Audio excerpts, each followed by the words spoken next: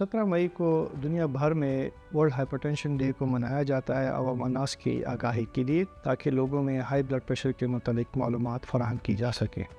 High blood pressure या hypertension अमूमी तौर पे दो किस्म का होता है।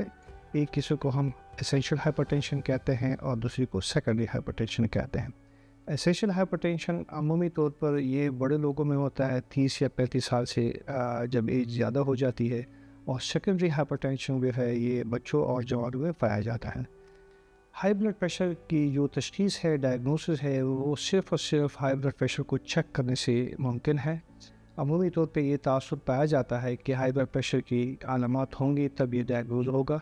ऐसा नहीं होता। हमारी मेडिकल कम्युनिटी में हाई ब्लड प्रेशर को या हाइपरटेंशन को साइलेंट किलर भी कहा जाता है, जिसकी अमूमी वजह यही होती है कि इसकी अलामात नहीं होती और ब्लड प्रेशर मौजूद रहता है बॉडी में।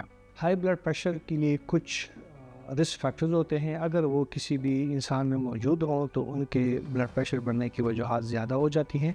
उसमें हाई कोलेस्ट्रॉल है, डायबिटीज़ है, शुगर का मर्ज़ है, सेडेंटरी लाइफस्टाइल है, सिगरेट नोशी, स्मोकिंग करना होता है, और इस तरह से एक्सरसाइज ना करना।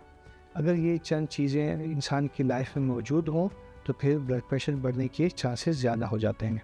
याद रखिए, ब्लड प्रेशर का बचाव ब्लड प्रेशर के इलाज से बेहतर है, और बचाव के लिए आपको उन रिस्क फैक्टर्स पे काम करना होगा जिसकी वजह से ब्लड प्रेशर की तेज़ी से बढ़ने की वजूहात ज़्यादा हो जाती हैं, जिसमें आपको एक्सरसाइज करनी है, लाइफस्टाइल को एक्टिव रखना है, अपनी लाइफ में स्ट्रेस को कम करना है। अगर आपका वज़न ज़्यादा है उसको कम करने की कोशिश करें। अगर आपको शुगर का मर्ज़ या हाई कोलेस्ट्रॉल का मर्ज़ लायक है तो उसको एडिक्वेटली कंट्रोल करने की कोशिश करें। याद रखिए, ब्लड प्रेशर का मर्ज़ अगर मुनासिब इलाज उसका ना किया जाए तो कुछ ऐसी कॉम्प्लिकेशंस पैदा हो जाती हैं जिसमें आपके गुर्दे खुदा न खास्ता फेल हो सकते हैं, आपको दिल की बीमारियाँ लाहक हो सकती है और फालिज का ख़तरा रहता है।